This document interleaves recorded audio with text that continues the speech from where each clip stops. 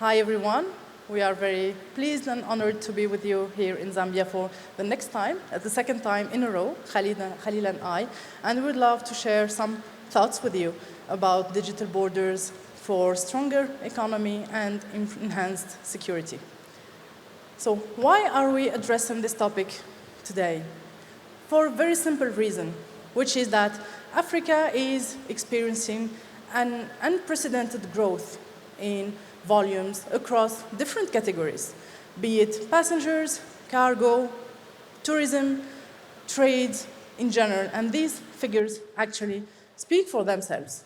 And more generally, and according to IATA, in August, the growth in passenger volumes in Africa exceeded by far the global average, be it in terms of passenger volumes or increase in capacity. More specifically, these figures were around 7% for the growth in passenger volumes and supported by a rise of more than 5% in capacity, while the global average for both aspects were more around 4%. And this actually echoes the momentum that we have witnessed in the region for the increase in cargo volumes as well. So this sounds as a big good news, doesn't it? It could, it should. However, the thing is that this increase is somehow double-edged because it, of course, benefits to legitimate travelers, to trade, to economic growth in general, but it also benefits, unfortunately, to high-risk people and high-risk flows in general, be it illicit capitals, illicit goods, and illicit movements in much wider perspective. And there is an increasing recognition that its security threat is not only about terrorism. Terrorism doesn't hit your countries only with terrorist attacks. It also hits your country because it benefits from increasing and thriving organized crime, be it trafficking in person, in drugs, in weapons, in wood, in cultural craft. So it's multidimensional crime which massively and negatively hits your countries and your people. And it hits your economies, but it also puts under increasing pressure your law enforcement and security borders agencies. The pressure on them is increasing, and they are expected to do more and better with constant, if not decreasing, resources. So what does this mean? This means that this growth in volumes also carries a growing vulnerability because it benefits to illegitimate movements and flows, and it also puts under high pressure the people who guard your borders and your country, your independence, and your sovereignty, and your economic growth. So the threat is real, and it's hiding behind what looks like a great opportunity with this growth in trade and movements in general. The thing is, the focus is on facilitation, really. However, who would like to travel or even to invest in a country which is certainly accessible but unsafe, insecure? You can't. Here, and just don't get me wrong, I'm not opposing facilitation and security. I'm just saying and reminding everyone that the first measure that should be taken towards facilitation is increasing security. Without increasing your security, all your efforts, all your investments in facilitation will prove to be unsuccessful. And this is what you don't want, and no one wants so. I'm not saying that security should prevail over or against facilitation. I'm just reminding everyone that these two should go hand in hand. So what is the way out of what sounds like a double bind? You don't need to choose, you just need to strike the balance between both. And it's no surprise that a concept such as intelligence-led policing has been increasingly implemented and promoted worldwide. What does it mean exactly? It simply means for governments to enhance their capacities to build on the technological progress to collect data and the profusion of data which is available, to process it, to analyze it, and turn this commercial data, this personal data, into actionable intelligence. This is, in a nutshell, what intelligence-led policing is. We spoke a lot about identification, about civil status, about issuing documents. All this is data, but this data needs to be collected and processed and used for several purposes. So this concept proved to be successful, and unsurprisingly, we see more and more incitations and encouragements to implement such capacities. So the UN system, for example, the United Nations issued resolutions urging their member states to implement and to enhance such capabilities, especially when it comes to implementing and collecting passenger data, so systems that collect, process, and use passenger data. But also the European Union also issued regulations, directives, more specifically, urging member states to deploy such systems. And even outside of these regulatory bodies, many industry bodies tend to issue recommendations, if not compulsory standards towards such capabilities. So at the core pillar, the core component of such a concept, such an approach, is passenger data. And with this, I give the floor to my colleague Khalil, who will tell you everything you need to know about passenger and traveler data. Thank you. So building on the topic that Miriam has brought up, the topic of advanced passenger information. I'd like you guys to walk away after this session thinking about what does it take to have a non-stop border? The same way His Excellency said yesterday, the President of Zambia, the end game, where is it? It's non-stop border, really. And what does that mean, non-stop border? From a traveler perspective, meaning that I have enough time to spend doing activities that are not related to immigration counters. One of the most stressful moments of a traveler is whenever they're traveling, whether by land, sea, air, is stopping in front of an officer. And, until they tell you you're good to go, you don't know if they're going to let you in or not. So how do you get there? How do you get to that vision of non-stop border? And as you can see, advanced passenger information is one of the cornerstones of this. Think about it as travel is a car, right? You need wheels. What are the wheels? Data, really, whether it's in advance or actually, on the ground. But you need those wheels, really, to get there. So, as you can see, there's a map here behind me that shows how many countries in the world have been collecting passenger data in the last couple of years. It is a slow adoption, really. Many countries don't regard this as a priority because they will tell you, we have been doing security. All we have to do is just look at a watch list or write some names down from the Interpol and just look for these individuals. But the reality, there is way more data than what you see on those documents. So vision-wise, as a traveler, my journey does not stop or end at the counter of immigration or at the border post. It starts from the comfort of my couch at home.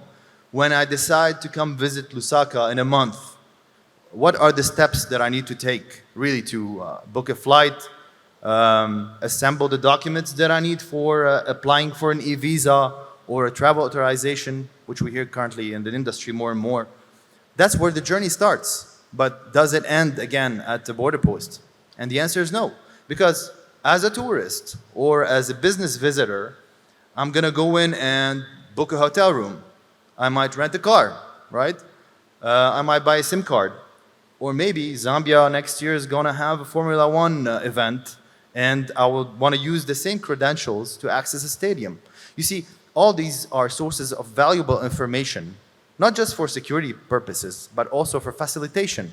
I'm a known traveler to you, so you'll offer me services in return. And as you can see on the diagram behind me, we're presenting this in a centralized intelligence ecosystem, right? It's not just to risk assessment and find persons of interest, but also to offer them services of facilitation, such as, as a second-time visitor, I might be allowed to use an e-gate, or maybe I'm allowed to go to the fast lane of immigration, right? So it's a give and take and multiple sources of data. Now, why is it centralized? Maybe 10 years ago, centralization was not a great idea in security, but look at the security silos and security islands in countries around the world.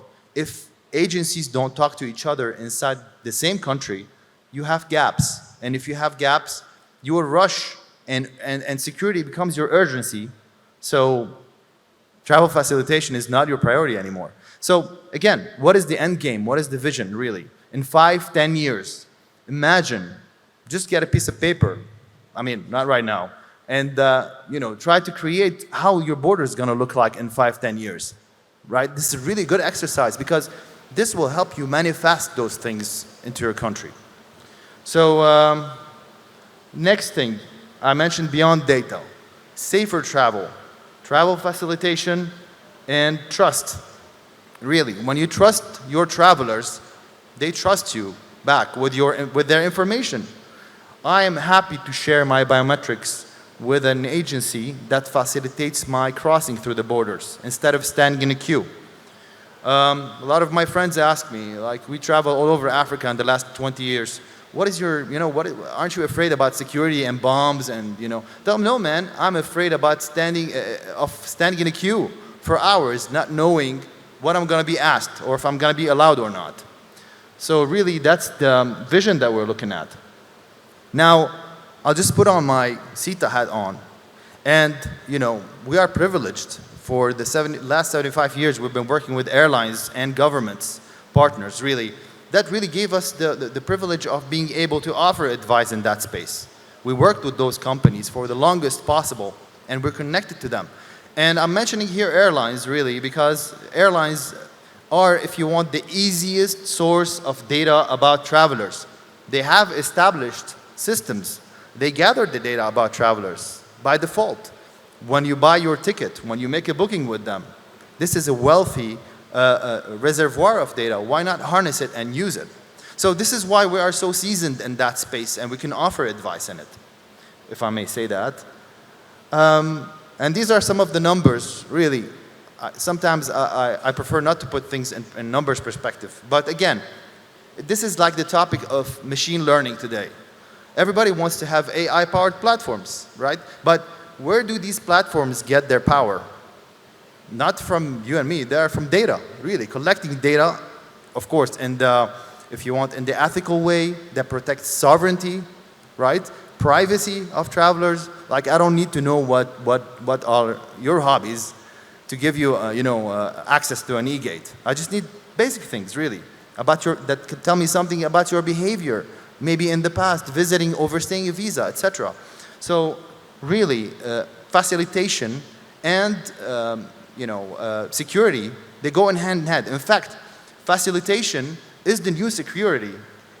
If you facilitate, you'll have more time to look into risky cases or things that you worry about. And at the end, I want to leave you with a short video, which is like a success story for us as CETA. But in my opinion, again, it's the same thing I mentioned at the beginning. I would like you to walk away from this talk and imagine how it's going to look like. It's going to look like this video I was about to show you. And thanks again. And come see us at our booth if you want to know more.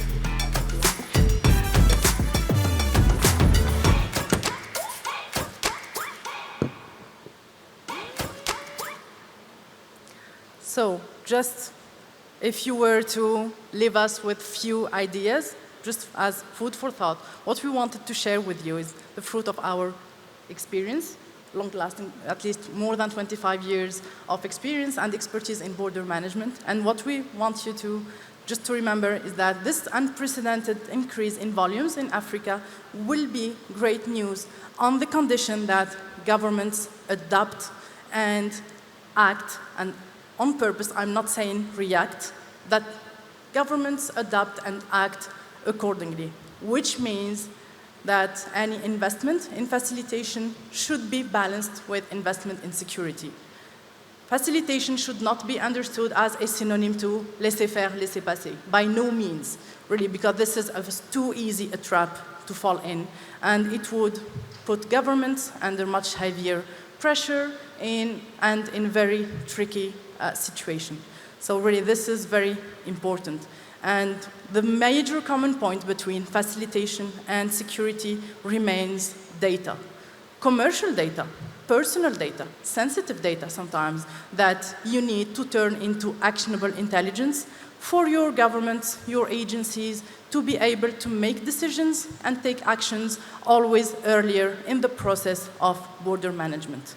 Anticipation is the key, but to be able to anticipate, you need to get this data of high quality, available, complete, of very high quality, always earlier and earlier in the process. And here is where digital governments, digital services will definitely help you strike this balance between facilitation and security.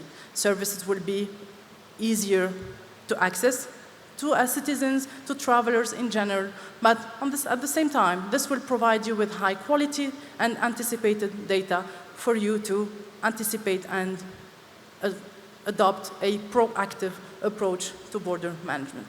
So this may sound as a big challenge to face, but the good news is that definitely you are not alone. We are here. We are many to assist you, to provide you with not only services, but also with consultancy, guidance, and any support you may need too. So we would love to hear from you, really, so please do not hesitate to reach out to us. We are a big team here. We speak English, Arabic, and French, so we would love to hear from you, really. Please come and see us. Thank you for your attention. It was an honor and a pleasure to speak to you today, and we hope to have this conversation going on later. Thank you.